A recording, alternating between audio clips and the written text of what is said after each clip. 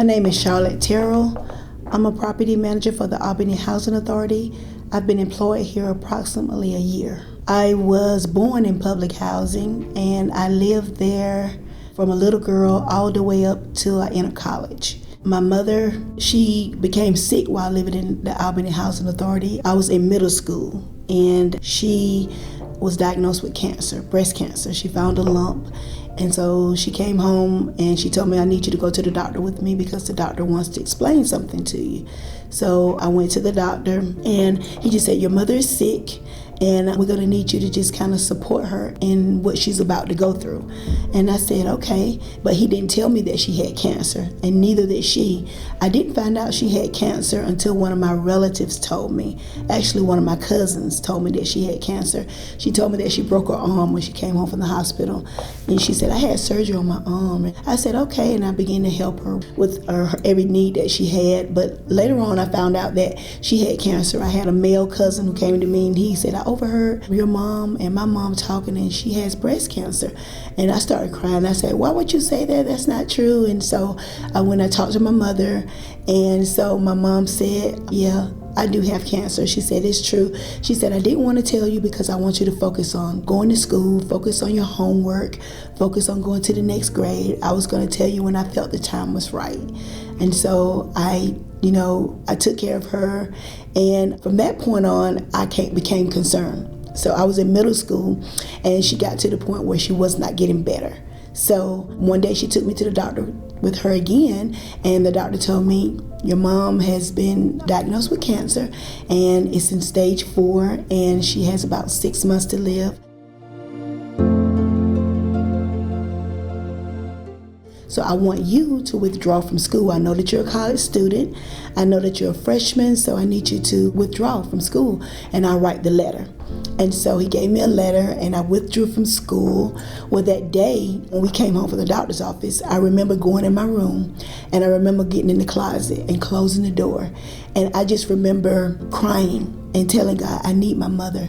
I'm only 15 years old. I need my mother. I need her to see me go into high school and college. And I said, I need my mother. Don't take my mother away.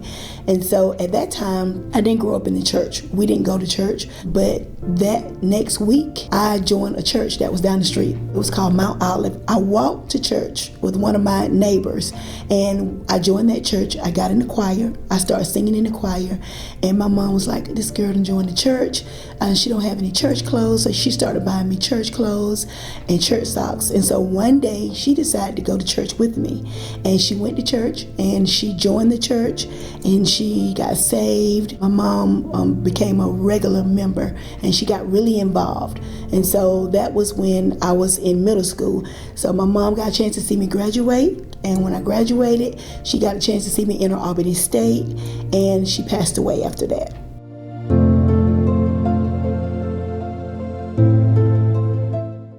And so that's the story of how my life, what my life was like in the projects.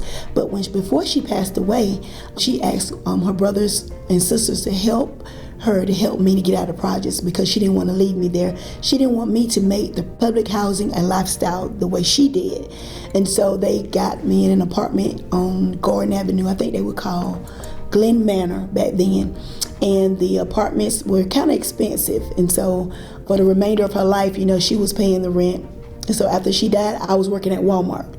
And so I started work at Walmart. My mom died while we were living in these projects. We didn't stay in about 2 months and she passed away. And so when she passed away, I tried to take over that apartment. I tried to live there, but the rent at that time was just so expensive, me being a college student and me just working at Walmart part-time. Well, eventually I got evicted from those apartments, and because I tried to keep it up, but I got behind on my rent and I got evicted. So when I got evicted, I went to a family member, which is her brother, and I asked, could I live with him? And he said, no, I could not live with him because of our religions were different. He was Jehovah's Witness. So after then, I began to live out of the trunk of my car. So I began to live with, just spend the night with different people. I had friends who had their apartments. Some of them were involved in relationships, so I just lived out of the trunk of my car. Eventually, at the end of that, I moved in with one of my aunts, and she wanted me to actually go half on everything, and I couldn't afford that either. I got pregnant. I was dating a young man that I was dating when my mom passed away. So my mom, on her dying bed, I can remember then when I became homeless, she said, do everything that I didn't do, say everything that I didn't say, be everything that I didn't be, and go every place that I didn't go. And so she told me that before she died. And when she told me that, she died the next day. So that began to ring in my ears. I had forgotten about that until I got pregnant and I had a baby out of wedlock. So that impacted my life as well. I said, okay, mom said to do everything that she didn't do. Okay, she did have a baby out of wedlock. Now I've had a baby out of wedlock. And so immediately I took my mindset to being better. And so I called the Albany Housing Authority and I told them that I was pregnant, homeless, in the hospital, about to deliver. So they said, okay, I think they probably considered that an emergency matter. And so anyway, while I was in the hospital, I came home. My best friend asked her mom, she just had a baby, she don't have anywhere to go. Can she live with you for a short period of time? And her mother said, of course. And so I lived with her mom. Within 2 months, the Albany Housing Authority called me and said, we have a 1-bedroom available for you. Do you still need housing? And I said, yes. So I made arrangements to move in public housing. And when I moved in the first day before I moved my furniture in, which I had all of my mother's furniture in storage, she had left a will. And she left everything to me. Of course, my brother was in the military. He didn't need anything. And I had a middle-aged brother who was older than me also. He was in prison at the time. So I had all this furniture. And when I moved in the housing authority, before I moved my furniture in, I walked in and I heard her voice again saying, go every place I didn't go. Don't go back to the projects. Do not live there. I don't want you to make that a lifestyle. I just kept hearing that. So I got on my knees in this empty apartment and I said, Lord, my mother told me don't come back here, but I didn't have a choice. But I promise you that I will not make housing authority a lifestyle. I will use this as a stepping stone. And I remember just getting up and getting my baby, and we moved in the apartment. And so while I was in the apartment, I said, I need to get out of here quick. And I knew I needed to do 4 years of college. So I said, okay, I can go to Albany Tech. That wouldn't take long. So I began to look on the website, and I went up to Albany Tech and I began to look at the different things that I could take. And I could take medical unit secretary technician or something like that. But anyway, I finished that within a year. And the lady who was teaching the class, she actually worked at Phoebe Putney. And she said, I've been noticing you. She said, you're so determined. You just have a drive. You made 100 on everything. You ask questions. You'll be a great candidate for a medical unit secretary at Phoebe Putney. And she said, I'm going to put in a good word for you. You go fill out the application. So I filled out the application. I had an interview. I ran into one of my classmates as I was coming out. The director of the Mercy Center interviewed me, and he said, hey, Charlotte, how are you? And I said, I'm great. And so then the interviewer said, do you know her? He said, yeah, I graduated with her. She's a great person. She's hardworking. She's smart, and she hired me on the spot. So I got hired at Phoebe, and I worked as a medical unit secretary for about 6 years. And then my son was about to go to first grade, and I said, I no longer want to work night shifts. I was working 12-hour shifts, 7A to 7P. Anyway, I transitioned and put in a job for risk management. I got a job for risk management as a data analyst. They trained me and everything. And so I worked there 10 years. Phoebe did a transition where they were getting people, phasing out jobs. So my job got phased out. So anyway, I met my husband while I was at Phoebe. Met him in the cafeteria one day. We dated for 2 years and we got married. When we got married, we started talking about how we were going to make our life better. And so I told him, I said, I told him about my mom. She said, don't make housing authority a lifestyle like I did. And I told him I want to do everything that she didn't do. I'm going to say everything she didn't say. And I'm going to go where she didn't go. And so I heard about economic development. And so I went down to the economic development place, and they told me, so you need to do this. You need to bring 2 of your tax returns, last two last check stubs. You need to bring your Social Security card and your driver's license. So I went there. Me and my husband and I wasn't married then. We were dating. And so I went down with all these things. They said, you have everything that you need. And so they told me what the program was. It helped low-income people, single or married. And so they told me what I need to do. They took me to a house that had already been built. So this was was a new development. So it was a new neighborhood, a new development that they were just starting to build, Hampton East. And so I went and looked at a house, and she said, you qualify for this one. It was a single unit, very small, the same size of the apartment that I was living in Holly Homes. I grew up in William Benz, but Holly Homes, I had to come back to Holly Homes. And so I said, this is very small. I said, if I'm going to stay here, I might as well stay in Holly Homes until another door opens for me. And so she said, okay. She said, well, this is what you qualify for. And she said, that's one thing on your credit that makes you not qualify for the house that you want. And I said, what's that? And she said, it's only one thing. It's $500. You can just pay $30 a month on it. I said, well, I just got my taxes. I can pay it right now in full. She said, today? I said, yes. So I went into the credit bureau. I paid it. I brought her back the receipt. And she's like, wow, I'll contact you next week. So she called me. She said, I don't know how this happened. She was like, I don't know why this is happening. You still don't qualify for this house, but you have been approved for this house. And so it's a 3-bedroom with a garage, very nice. It was the high ceilings. It was one full bathroom and a master bedroom, everything I ever dreamed of. And so I got approved for that, continued to date my husband. He thought I was crazy. He was like, you think you're rich? He was like, and I was saying, no. God has opened the door, and he opened the door. That means he wants me to have it. Well, after then, he heard that I told him I got approved. He asked me to marry him. So we got married and built that house. We watched it go up from the ground. It took about a little bit over a year. And I was so excited that, I used to go visit this house, unfinished house, every day from the foundation up. So when they say they got the infrastructure up, I just come look at the wire and walk through the empty house. This is a bedroom, just did the whole thing, picked the shingles, the floors, the cabinets. And when the day came for me to move into that house, I met with the lawyers and I set my date for the day after that the house was supposed to be built complete, and that was going to be on my birthday. And so that's the date that we planned to move in the house. Well, the house got built before my birthday.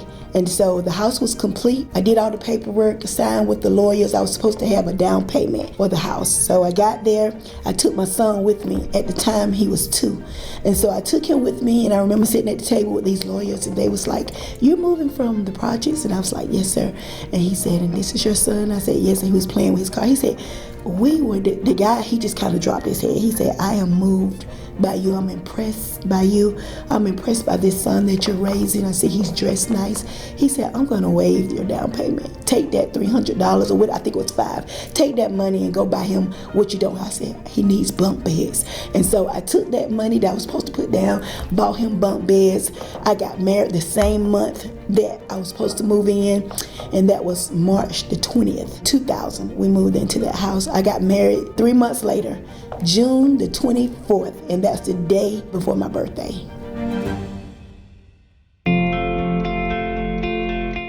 And so I set my wedding date the day before my birthday, and that was June 24th, 2000. That's the day we got married. And the next day was my birthday, and so we really celebrated. And so I worked at Phoebe, so we moved in this house, we got married, we continued our lovely life. I was so excited about building this house. I was so excited about moving this house, and I was so excited about accomplishing everything that my mother did not accomplish. After I joined that church, eventually I left that church, but I want to go back to when I went in the closet and prayed. God spoke to me one day after just being in the church. He was saying that when you went in that closet and prayed, I was preparing you then, although it was through trauma, to be an intercessor, which I am an intercessor. But I felt so accomplished knowing that all of my mother's expectations, although she had passed away, I had overexceeded them. I had superseded them. So I was very, very, very happy. And so moving into my new house from the projects was just overwhelming. And it was a great accomplishment for me. And so I continued to work at Phoebe for 28 years. And so in various departments. And I worked there, very motivated, always been motivated because of how my mother always encouraged me. She always encouraged me to do my best at whatever I do. And so being that, and actually my mother was supposed to live 6 months. My mother ended up living 5 years to see me in college. So she saw me through middle school, high school, and inter college. And so I started Phoebe. I worked there for 28 years, retired. I got tired of the healthcare industry. I had worked there 28 years. I became bored, coming to work every day bored. I said, I need something new. And so then I said, well, I'm going to retire. So I knew that I could get benefits. I could go on my 403B. I could get my retirement, not my whole retirement, but just because I was so young. So I started out in Phoebe when I was 23, and I retired from Phoebe when I was 52. So after I retired from Phoebe, I said, I stayed home for a while, and I said, I'm just going to relax. And then I said, you know what, I think I want to do something different. And so I signed up with Indeed, and I saw Albany Housing Authority Property Manager. And I said, I'm going to put in for that position. I have a passion for people. I have a passion for women, because I want to encourage women to do what I did. That's why I'm a good candidate to be a property manager. And so when I put in for it, I called to check on my application one day, and it was on the 4th of July, the day after on the 4th of July I called, and she said, everybody's getting ready to celebrate for the 4th of July, and you're calling to check on the application. She said, that tells me a lot about you. And so she said, I'm gonna get back with you. And I said, okay. Well, anyway, they called me and said they wanted to interview me. They had read over my application. They read over all my history, where I had been at Phoebe 28 years in different departments. And then in my interview, I told my story about public housing, how I grew up in public housing, how I left public housing, I had to come back to public housing. And they said, what motivated you? Why do you think you would be a great candidate for this position? And I told them, well, it's because I have the experience, I have the compassion, I have compassion for women and children, and I want to encourage other women to do the same. And I said, also, I want to come up with a program or a scholarship or something where I could actually help lead them out of the projects, where I can teach them how to fill out an application for school, and they really take those steps that I took. They give them a mirror. I want to buy a big mirror to go in their living room, wherever they go, to say, this is me, this is what I did, and this is who I am. And so that's my story of Albany Housing Authority.